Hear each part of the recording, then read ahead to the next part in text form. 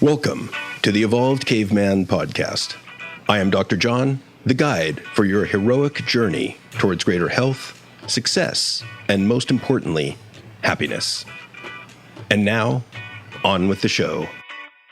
Hey everybody, this is Dr. John back with the latest episode of the Evolved Caveman. And today I am really excited to have with me Dr. Ann-Louise Lockhart. And Ann-Louise is someone that I feel like I've known for a long time, partly because of social media and Instagram in particular.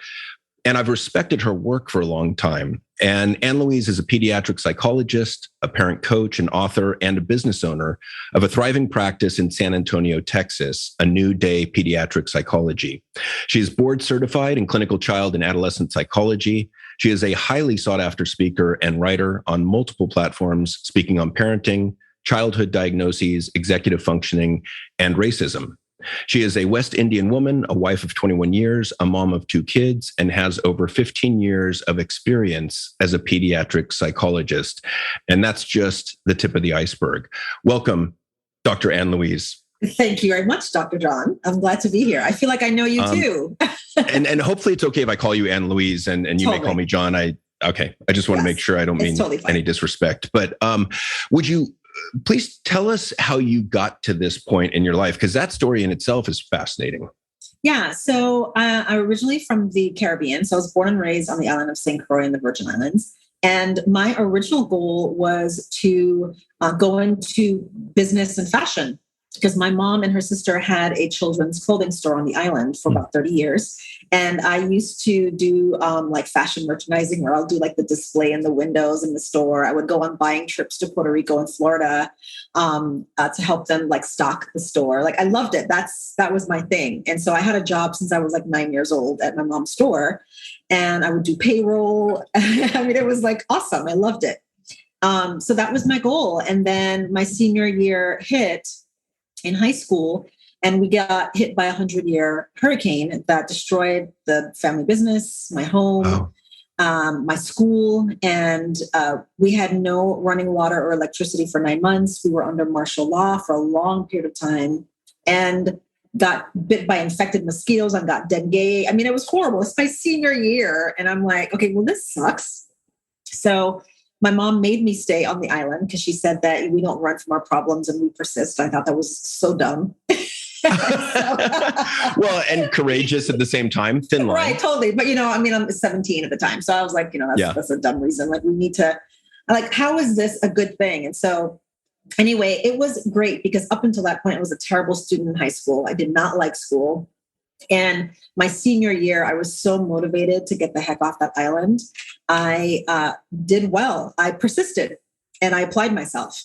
And I got a bunch of awards, got honor roll, and I got into the 2 colleges that I applied to because I wrote an amazing essay about my experience, the traumatic experience of the hurricane and being homeless and having to eat military and Red Cross food and all that kind of stuff. So, so I went to college and I ended up going to Canisius College in Buffalo, New York. And people are like, are you crazy? But my idea was I wanted to get as far away from natural disasters as I possibly could. Well, hurricanes. I mean, I know Buffalo has its own natural disaster. So, and so then I got there. And once I took a bunch of courses, I just was like, wow, learning could be fun. This is like amazing. And I changed my major about 6 different times, ended up with psychology. And and then from there, I just kind of moved along. I got a master's in education, got some more experience in counseling, and then I fell upon clinical psychology and doing therapy. And so, that's kind of how I evolved over time and how I got to where I am today, is just kind of getting different experiences and being open to new experiences. And Well, and one of the things that interested me when we first talked was that you fell in with the military and working with military families, which gave you this breadth of experience, which is somewhat rare. Mm-hmm.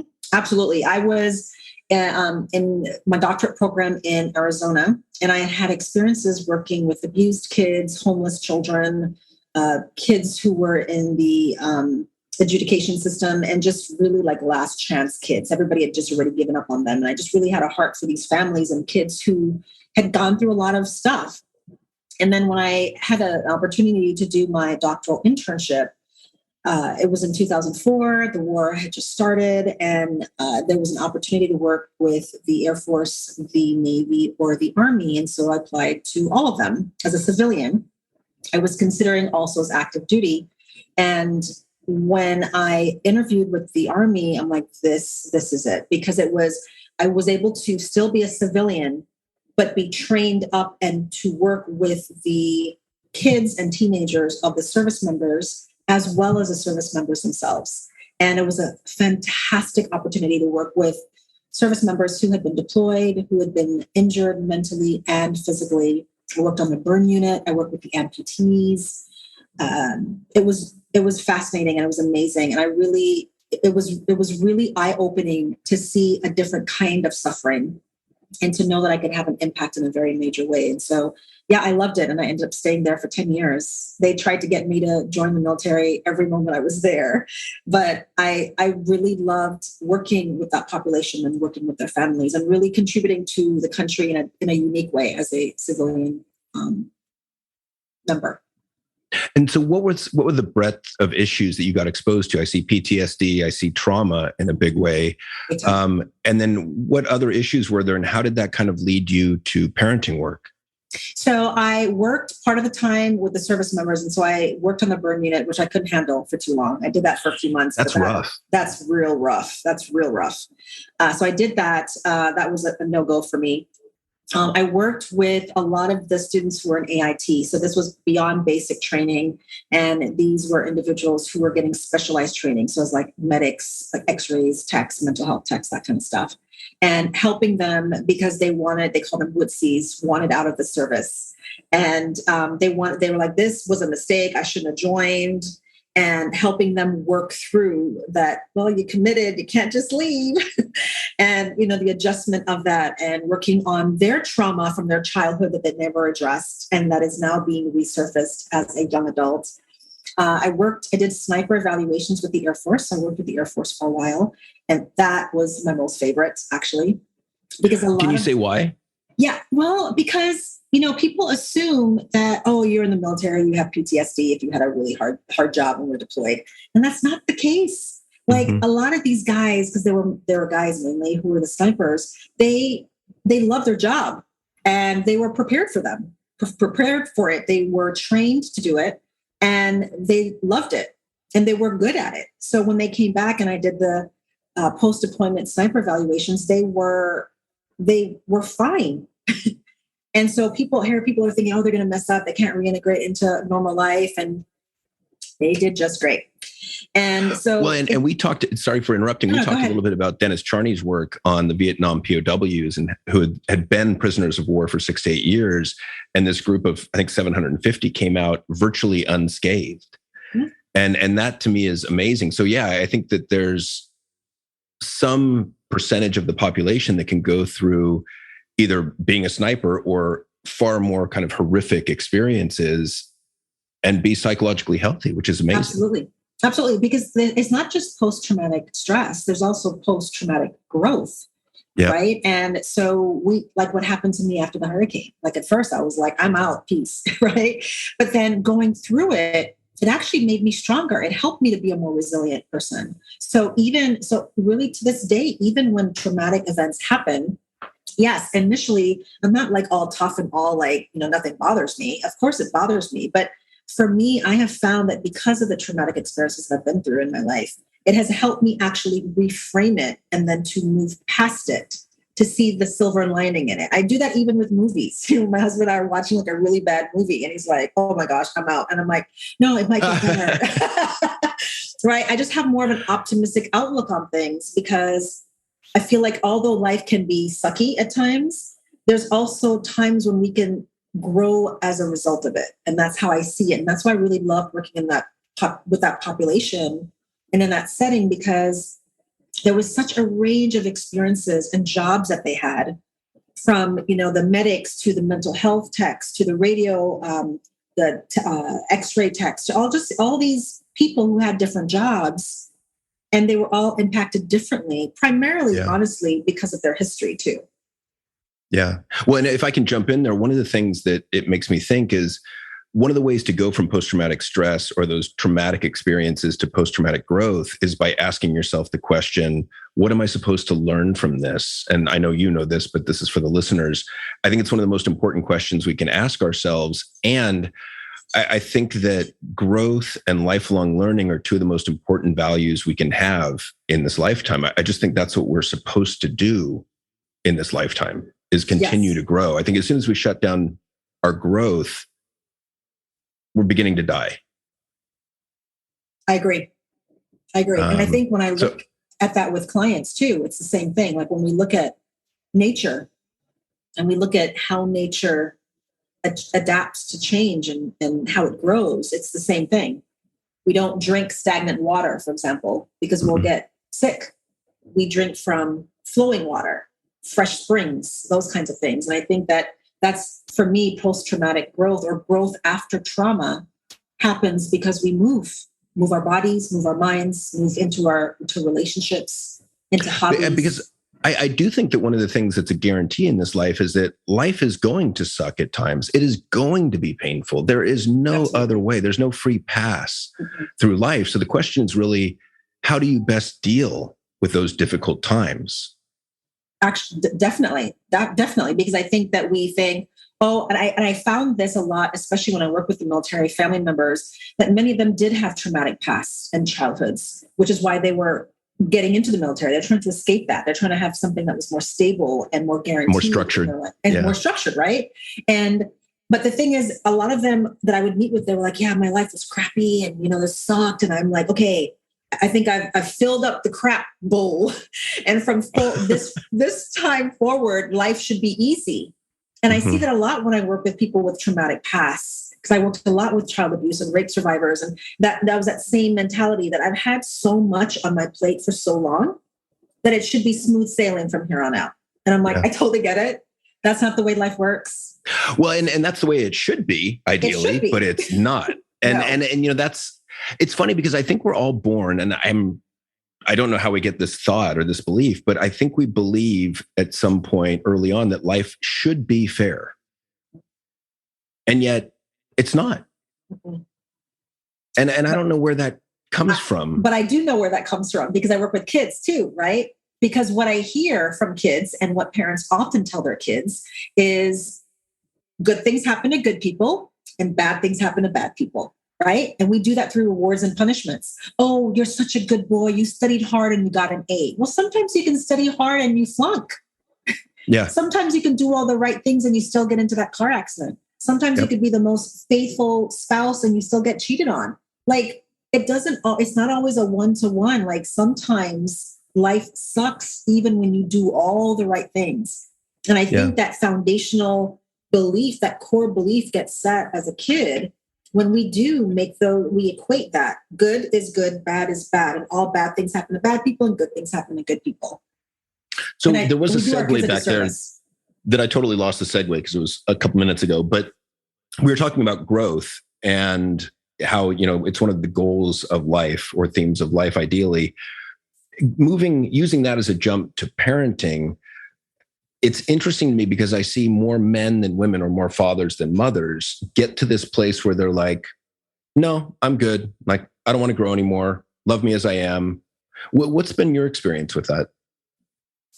Well, I think parenting is hard and it can be a challenge. And I don't think people realize, I don't think people realize how hard parenting is, because when you look at the parenting books that have historically been out there, it's always like preparing for the baby, right?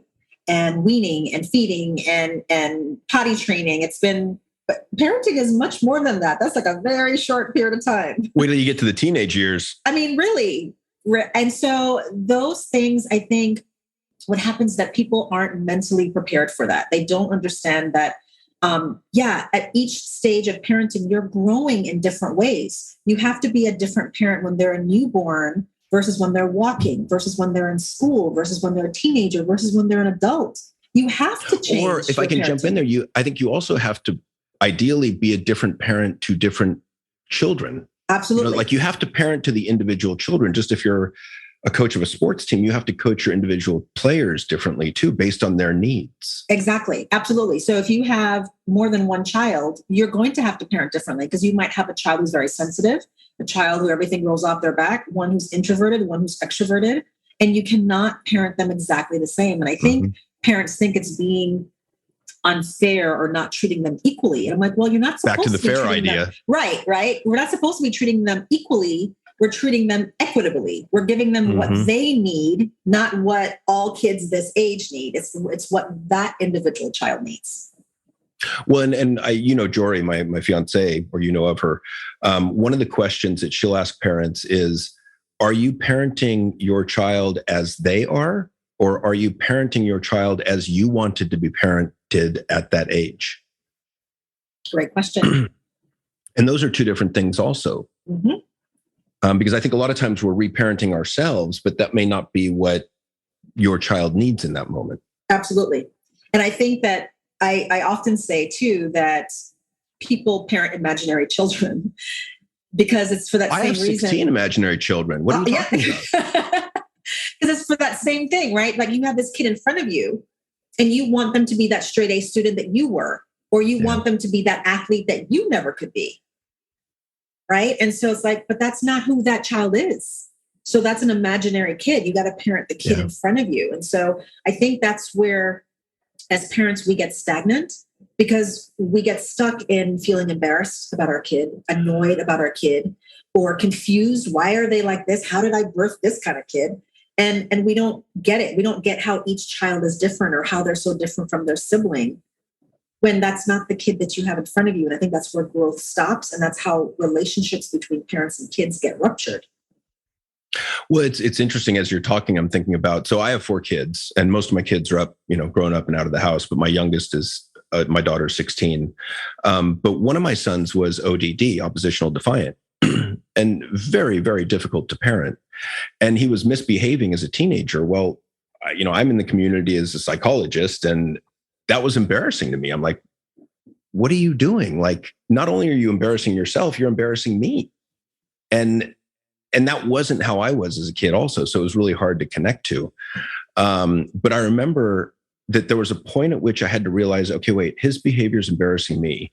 That's leading to more anger in me. I need to find a way to distance myself psychologically from him. And so I would remind myself for some days that this is his path. These are his choices. This is his life. At some point, he's going to have to claim responsibility for his own life. And this is when he was an older teenager. Because I think at some point, the more I get wrapped up in his misbehavior, the worse I parent. That's powerful. Does that make sense? Yeah, that makes a lot of sense. Because we, I remind parents all the time when I'm doing parent coaching that we cannot, I know it's easier said than done, but we cannot take our kids' behaviors personally.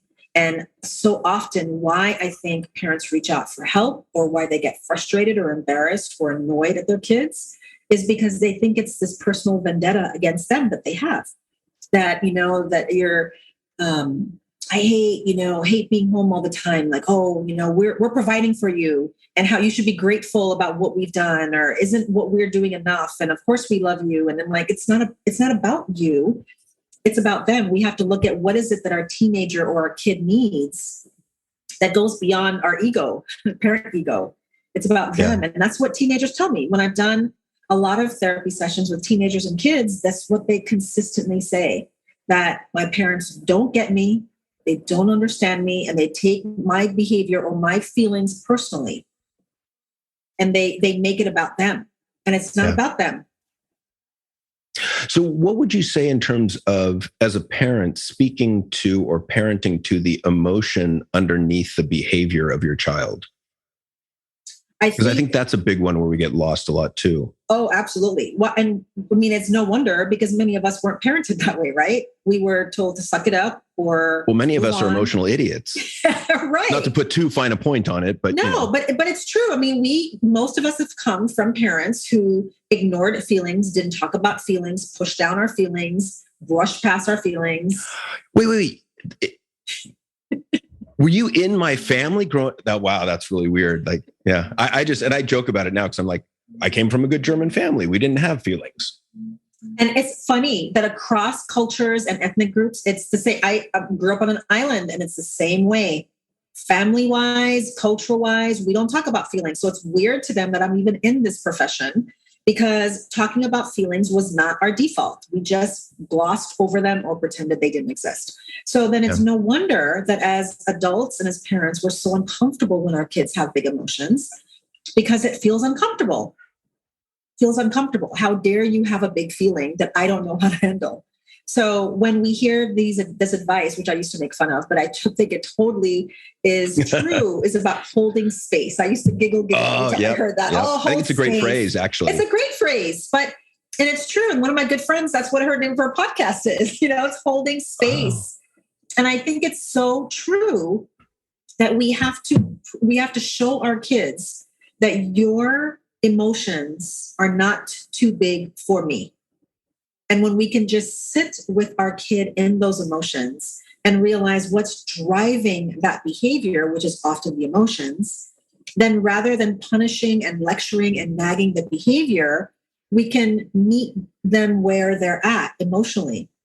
We can meet them where they're at in terms of their needs and speak to and comfort that emotion and that need so that we're not taking it personally, we're not overreacting, and we're learning to just be present with them and helping them identify what it is that they're feeling.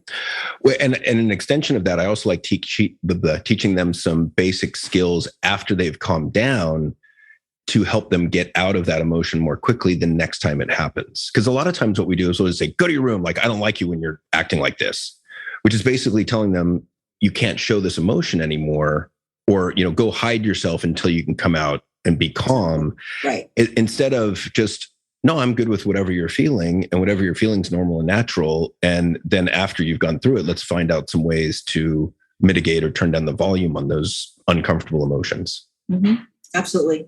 I saw several years ago, or maybe it was just a couple of years ago. It was a movie where the character, the little boy, had lost his mom, and he had hit this other mom's little boy. And she came to him and she said, "We do not hit. That is not appropriate." He's like, "I am mad." And she's like, "Yeah, I'm mad too. Let's just sit here together and be mad." And I was like, wow, that's really good. And she just sat there with him. Yeah. And it seems so simple. And yet we don't do it. No. And it's because it's hard to do because it feels uncomfortable because we think, oh, you should not feel this way. This is not one of those good feelings. That's a bad feeling. So I need to shut it down as soon as possible. Because then who knows what could happen. But then what I noticed, again, is parenting the wrong child or imaginary kid. Parents, what they do is that they fast forward and time travel 10 years into the future and think about, oh, he's going to beat up his wife, or he's going to like rob a store because he can't control his emotions. I'm like, okay, he is 3 years old. Let's dial it back. He is not a psychopath and he's not a wife beater. Let's dial it back. And this dynamic really makes me, there's a parallel, I think, in relationships, I guess any relationship, but in marriage comes to mind, where I'll coach men when their wife comes home from work and is venting to them. And men, we have that, we're like, let me fix it. I can problem solve this for you, which gets annoying and tells your spouse that she can't handle it. And that just angers them. But so what I've said is instead, like, pause your wife and just say, hey, listen, I can see you need some support. How can I best support you right now? Do you want me to just listen? Do you want me to give you a hug? Or do you want me to try and fix it? And inevitably, or most times, women will say, I just need you to listen. Mm-hmm. And what I've noticed is that, so now you know what you need to do as the man, the husband, and yet we still can't do it. Because what happens is, because of empathy, we pick up our loved one's pain, discomfort, anger, sadness, whatever it is, and we can't sit with it. And so it brings up that need to problem solve and fix again, and we're back in the same place. Absolutely. And the parallel is the same with parent kids, the same parallel, right? Because that's the same thing that I coach parents to do with their children. So their child comes home and says, so-and-so is picking on me in the playground and the teacher wasn't doing anything. And then I got in trouble. And then they're like, what's that kid's name? What's their parents' name? Let me find their phone number. And you're like trying to rescue them and fix it when maybe they just wanted to vent. Maybe they want solutions. Yes, but how do you know what they need? And so many times parents will be like, well, then I do ask them, well, what would you like to do? And they don't know. I'm like, well, of course they don't know, because you've spent so many years fixing it and telling them what they need to do. Yeah. So now they're clueless about how to solve their own problems and how to find solutions to their problems. So yeah, it's the same thing about just sitting with that distress, sitting with those big emotions, and communicating verbally and non-verbally that this problem isn't too much for me. I can handle it. You don't have to be the parent here. You don't have to shield me from your discomfort, and I can handle it. I'm here to support you. It's an amazing gift. Yeah. And I agree. Absolutely. And let's shift topics slightly to, what do you say to parents when they have starkly different parenting styles? So, and I think this is really, really common, right? Because I think there's gender differences where dads often are there to kind of almost promote more risky behaviors to get the sympathetic nervous system up. Like you think of the dad throwing the baby up, and there's that old meme of, what what the dad sees, and the baby's about a foot from his hands up in the air, what the baby sees, and the baby's like 3 feet up in the air, and what the mom sees, and the baby's like 50 feet up in the air. Yeah. But I think there's some real truth to the idea that husbands or fathers are there in part to help kids almost dysregulate, or to spike that sympathetic nervous system to get the heart racing faster, and then they can calm them down. Whereas the moms are often more about nurturing and triggering that the parasympathetic nervous system, the relaxation response. So I think there's just fundamental differences at times, but how do you approach those different parenting styles? Mm-hmm. I love it when I actually do that. That's one of the things I have specialized in, is helping parents get on the same page, but also understanding that you don't have to necessarily be on the same page. I think that having two different parenting styles, because again, yes, I think it's different based on gender, based on generation, especially if you have a spouse who's very, very much older or younger than you. It could be cultural differences, regional differences. And what I tell them is, the way that I see it is, having two parents that are very different can be very complementary to a child. It can be something that could be beneficial to them, just like mixing red and blue makes purple. You get a different outcome. And I told them that I usually tell them that I think the goal here is not to be exactly the same parent in the same way and approach it the same thing. I think that's boring and it's not necessary. I think what's more important is to make sure that your parent goals and the end goal is on the same page. And the way you go about getting there could look very different. But what I often see is, when I have couples who come in, usually a dad and a mom, the dad often feels like, I'm wrong because she tells me that I am, and that I need to fix things because she's watched every podcast, blog, and conference and read every book, and she's aware of parenting and I'm clueless. And that's not a great way to start the conversation about parenting. So I think it's about knowing that what are our ultimate parent goals? And often once they articulate them, they realize it's really the same. I want happy, healthy children who feel nurtured, loved, and cared for, and that we feel like we're not losing our minds, that we at least have some boundaries and limitations, and we don't feel out of control. It's usually somewhere around that vicinity. I'm like, well, and I think, I think you're absolutely right that I think just that idea alone is incredibly powerful of, no, there's a reason that you're parenting from different places, and that's okay. It's even desirable a lot of times. Yep. And when you have that reframe, you're just like, oh, okay. So it's okay that we're not on the same page. Like, just giving them permission is often a huge step. Absolutely. I don't think it has to be on the same page. I don't think, when partners and spouses are very different, I actually think it can be it's more balancing, but you have to be on the same accord in terms of balancing what your ultimate goals are. Because if not, that's how you get that problem child, or the perfect child, or the overperforming child, because they're trying to balance things out because you two can't get on the same page. And so I think it's really important to make sure, like, what are we doing this for? What is our ultimate goal? So that you're not just parenting on autopilot based on how you were parented. You're parenting very intentionally and complementary. Well, and one of the situations that I've seen, I don't know, with with some regularity, is where you get parents that have a different guiding value for their kids. And the biggest example that comes to mind is I've seen, let's say a dad who believes that money is the overarching principle and value, that's what you need to strive for. And the mom is like, well, no, it's love and connection. And I've seen that lead to sort of, and I guess that gets back to your idea of the parenting goals aren't really on the same page then. Yeah. But I think that's where being honest and saying, okay, what is it that you both value? And you don't have to value the same thing. Again, there's something that brought the two of you together on some level. So you don't have to value the same thing, but what are those things that are serve as the foundation to what you value? So maybe one person values nature and being outside, and the other one prefers just to be at home and be in the peace and quiet. Okay, so that's very different. It's hard to do both. But how can you meet halfway? How can you compromise and then provide your children both experiences, especially if you have kids who are very different personalities? And so I think it's providing that balance and to say, okay, we're not on the same page with these areas, but what are you on the same page with? Or part of being in a partnership is to be, to compensate and to collaborate with one another to find out, okay, I need to give a little bit and I need to also then compromise a little bit as well too. So I think there needs to be a give and take, because otherwise the children are going to sense that tension and it will cause triangulation in the family where the kid becomes a problem kid, because I noticed that mom and dad, for example, are at war with one another. So if I become the issue, then hopefully they can join hands against a common enemy. And you do not want that.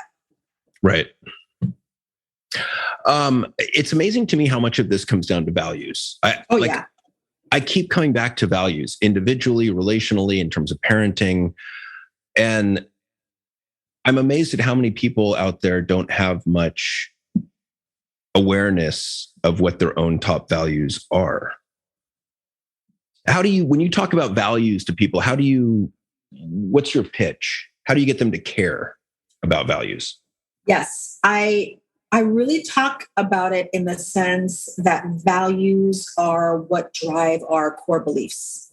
I really see values as things that shape our views about politics, society, families, relationships, ourselves, our careers. And it has been shown that people who are in jobs, for example, that are in an alignment with their values, they're more satisfied. People who work in settings that are more in alignment with their values, they're more satisfied. So like when I have high school students and college students who reach out to me who want to be a psychologist, for example, and I speak with them. And I'm like, it's not just about being a psychologist. I mean, there's so many types of psychologists. You have to think about, well, what type of psychologist do you want to be based on what you value? Do you value learning and discovering or healing or this finding new information? So do you want to be a neuropsychologist or a developmental psychologist or a research psychologist, a health psychologist? And then on top of that, do you like to be in nature? Do you want to be where there's a lot of learning? So do you want to work in a college town or a rural area or urban? Like there's all these things to consider, all based on values. Because if you are in alignment with that, and you're in that setting, in that specialty, you're more likely to be satisfied. And so when I think about that, I think about your values drives your core beliefs, which then drives your decisions. And it leads to more life satisfaction. So if you say, I value nature, but you never go outside and you never do anything in nature, and then you feel depressed and miserable, well, maybe that's why. You're literally not engaging in the thing that you value. And it's just making that simple shift. And it's funny, it makes me think of this case I've been working with recently where a man had values which led to core beliefs. And the core beliefs, I was asking him about these, to what extent do you see people as generally honest versus dishonest on a 1 to 100 scale? Because I think that really drives a lot of our behavior, that one belief. Because if people are out to screw you and if they're generally dishonest and they're going to hurt you, why would you even bother trying to connect with new people? And his values were driving his belief about people that he thought most people, 5-10 years ago, he thought most people were generally honest. Then he gets really, really burned at work and betrayed And now his belief is only about 20% of people are honest. And I was like, my suggestion is that you make a conscious decision to change that number, and let's work on ways to kick it up the scale, because that is not serving you. Right. That interaction between values and core beliefs or primal world beliefs is pretty fascinating stuff. It is. And different things like traumatic events and failed relationships and discrimination and heartbreak, all of those things can change it. Because if you value family and your spouse betrays you, and you're like, or your children are acting up and getting involved with, problems with the law, then that really can be triggering, and it dismantles that, like, okay, well, if this is what I believe and I value and I can't even get that, do I shift my values? Do I say, screw it? Like, what do I do with that? Well, and I think some of these can be little T trauma. Some of them can be big T trauma. Like I think about, forgive me because I'm really overstepping my bounds here, but I think about like microaggressions due to racism, how that's like a slow drop over time, right? Just a gradual accumulation of drops that could undermine your belief in the goodness of people. Mm-hmm. Totally. Exactly. Because then you're like, well, great. They've screwed me up once again. And again, all these people are bad, or can't trust those people, or I'm never going to open up about that thing again. And so, that could really then shape our views and our interactions and what we end up valuing. So totally, I think we have to pay attention to that. And I don't know if you're familiar with Jared Clifton's work on primal world beliefs, but I think this is a really, really new and really powerful line of research that what he's finding is that I think there's about 27 or 28 core beliefs that we hold about the world. And then I kind of extend them to people and self. But he's finding that these core beliefs seem to be foundational for our thoughts, our feelings, and our actions, which, if true, would be pretty astounding. Mm-hmm. So let me ask you this. So before we started this interview, you shared that you had just done a presentation yesterday on how to parent your child who is not like you. Yes. So share a little bit with us about that, because that's fascinating to me. It is fascinating. The school is two schools in New York City, and private schools, and they reached out to me because one of the coordinators was inspired by an article that she found that was around the same title. And she asked me if I'd done a presentation like that before. And I'm like, no, I haven't, but I'm intrigued. And I think that I'm definitely on board with doing it. And it was really cool because, that could go all kinds of ways, right? And so it was really about talking to them about different parenting styles, how different parenting styles lead to different childhood outcomes in terms of mood, self-esteem, relationships, academic performance. But then also why it bothers you so much when your child is different from you, because you feel embarrassed and confused and overwhelmed and annoyed. And then what to do about that. And so we talked about learning how to sit with that discomfort. It's okay if your child is different from you. Doesn't make it better or worse. It just is. And also how to reframe that for themselves, whether it's a self-script, an affirmation, or a mantra. And really talking to them about moving away from parenting the wrong child, or parenting a future child, or parenting out of fear. And instead, really a big thing for me is educating your child about their personality, because I think a lot of people, they realize, okay, this is who I am, and outgoing, or I'm very quiet or shy or whatever, but then not really educating their child on their personality, because typically the extroverted kids who are fun and easygoing, they're always praised for that. But the shy introverted kid who's quiet is then said, why can't you be like your brother? Or why can't you speak up? Or you're embarrassing me, right? That's not educating them. That's humiliating and shaming them on it. And so I told them that a big step could be even helping their child identify what that personality is, and doing it from a strengths-based perspective, so that they understand that, okay, if you feel quirky and weird and really quiet or whatever it is, I gave them some tools in terms of looking up some different personality styles and how to assess that. And then really saying, the reason why, like I had one teenager once she was told, I'm dead inside. People keep saying I'm dead inside because she was so introverted, but her cup would get full real quick, and she would withdraw and then come back and then feel good. And when we assessed her, she had one of those personality types that I think it was like 5% of the population. So I'm like, yeah, you're truly an outlier. That's why you feel different, because you are, but it's not a bad thing. And so really educating your kid on this is who you are. That's what makes you so unique and amazing. And this is why blank. This is why blank. This is why you're slow to warm up. This is why you don't, whatever it is, so that they understand that. And then that way they can appreciate themselves and you can learn how to appreciate them and then really promote that part of themselves. And if they want to change it, helping them change it as well, too. If they want to be more outgoing, they want to learn how to speak up for themselves, then make sure they're doing it for the right reasons and then giving them the tools to do that. So it was just a really great discussion about that. I loved it. I love that. Thank you. I mean, one of the things that comes to mind about my son, who was oppositional defiant, that really helped me turn things around in my own head is research that showed that the very traits that drive you nuts as a parent of these kids serve them well when they're adults. So, argumentative, convicted of their values or their beliefs, stubborn, very good at saying no to things. I mean, like those can make for a pretty good executive. Totally. The other thing that I think is interesting is I'm always celebrating weirdness. Like, I think to your point of people feel like, a duck out of water, fish out of water, or they just feel like they don't belong. And I think that over the years, I've just seen that to be such a common self-perception that, I'll have clients come in and say, I just want to feel normal. And I'm like, don't sell yourself short. Like, I don't want you to feel normal. Normal's boring. Like, I want you to feel something beyond normal, but it's not going to be like anyone else typically. And I'll share my own weirdness or geekiness or strange passions with them, like, comic books or, all the things that I was ashamed of when I was a kid, right? That wasn't cool. Dungeons and Dragons. And, animation. I think we all have these idiosyncrasies, and that's what makes us human, beautiful, and lovable. Right.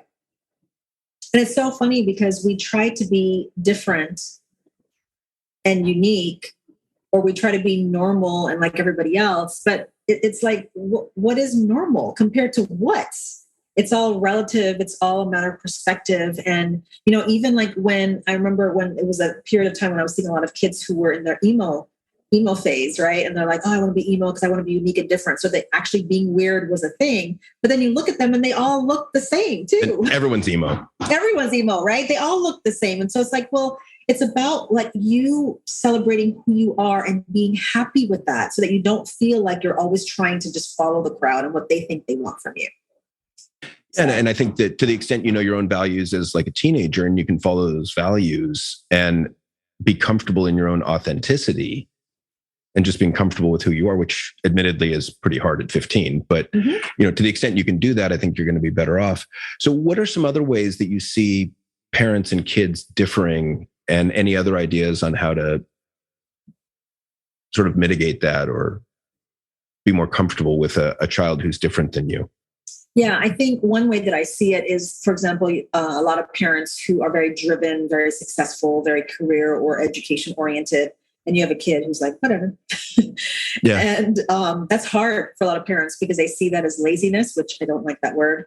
I hate it. Or they see that as there's something wrong with my kid, or they must have some mental health diagnosis because this is clearly not normal.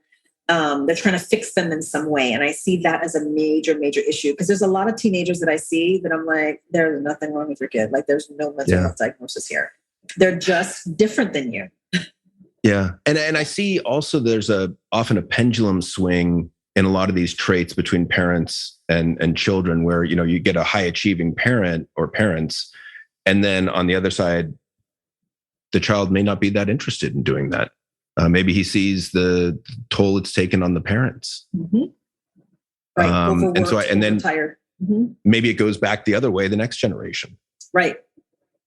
What's your thoughts on self-esteem? This is a little bit self-esteem versus self-worth. I mean, and I'm curious about it because I think that we had this big push for self-esteem for many years in psychology. Yes. We thought it was going to be the panacea, it was going to be the fix to everything. Mm-hmm. Any thoughts on that? Yes, I do. Self-esteem, in my opinion, the way I perceive it and conceptualize it is self-esteem is really based on comparison to other people.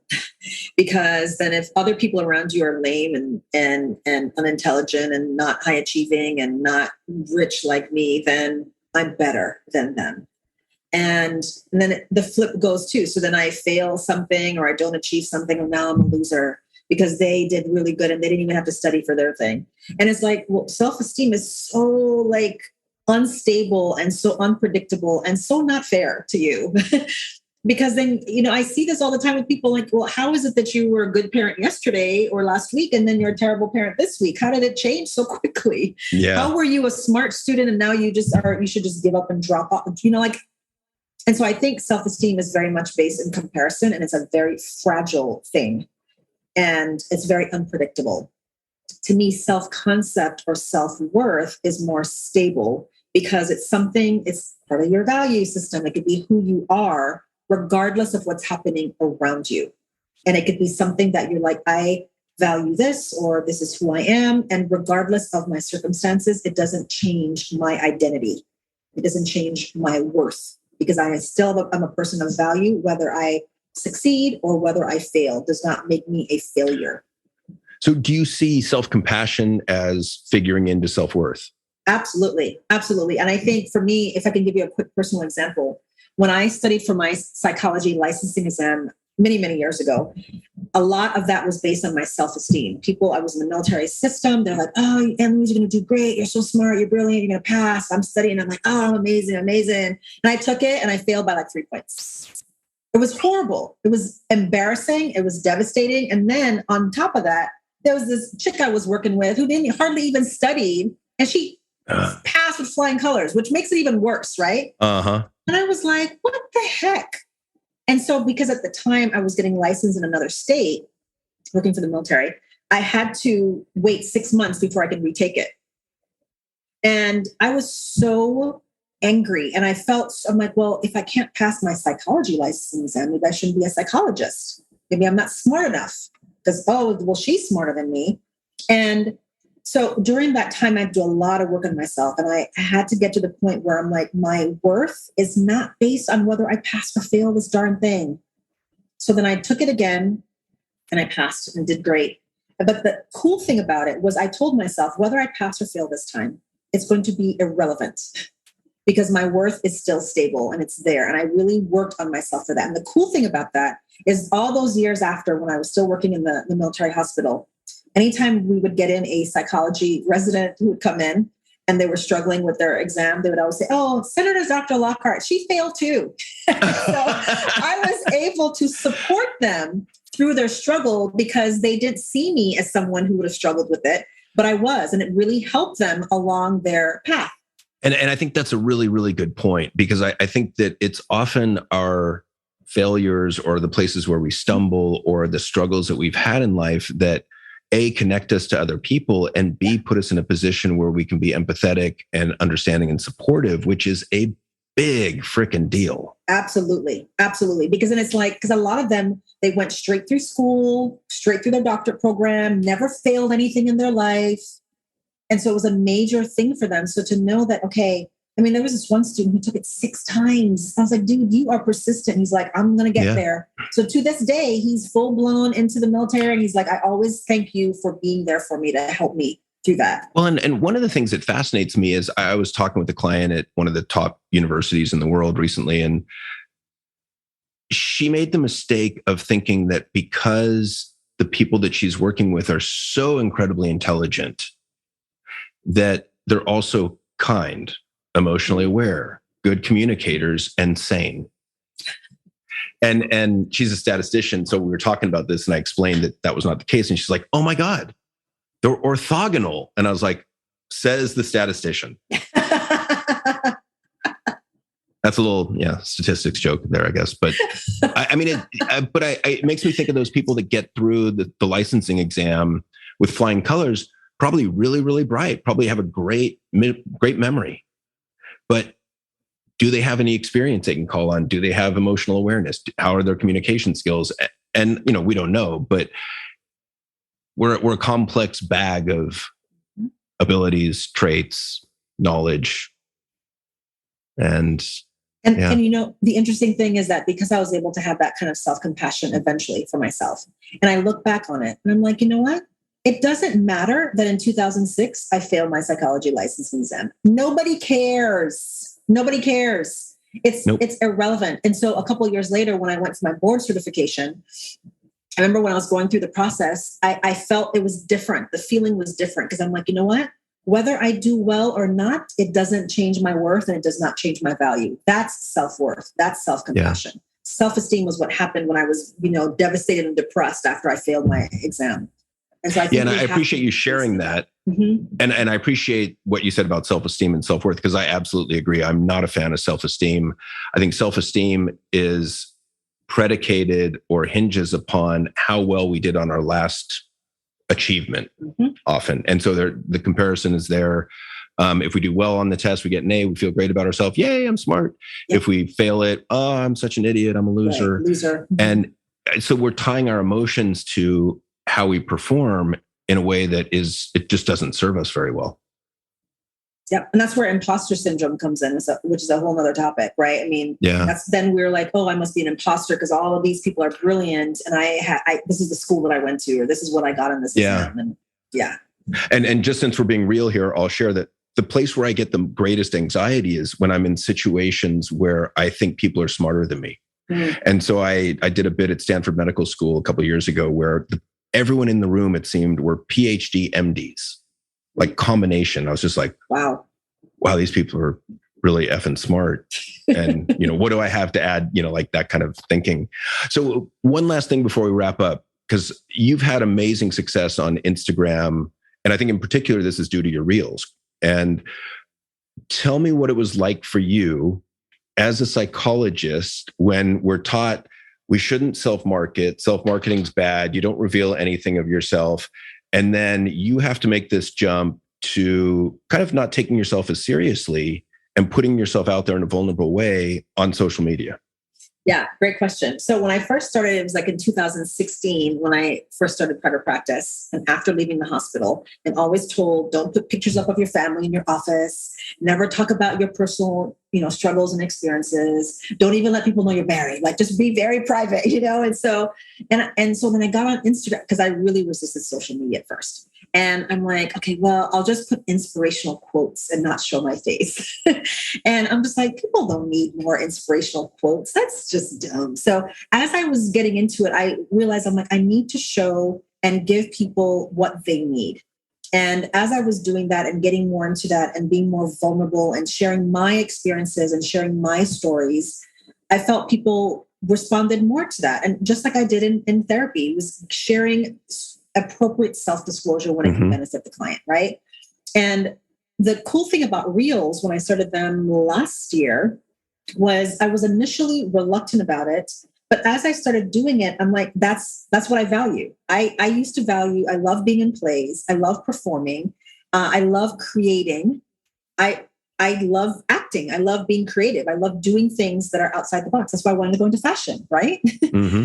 And so being able to, and then I love movies. I love superhero stuff. I have Marvel and DC encyclopedias. So you're a geek too. Totally.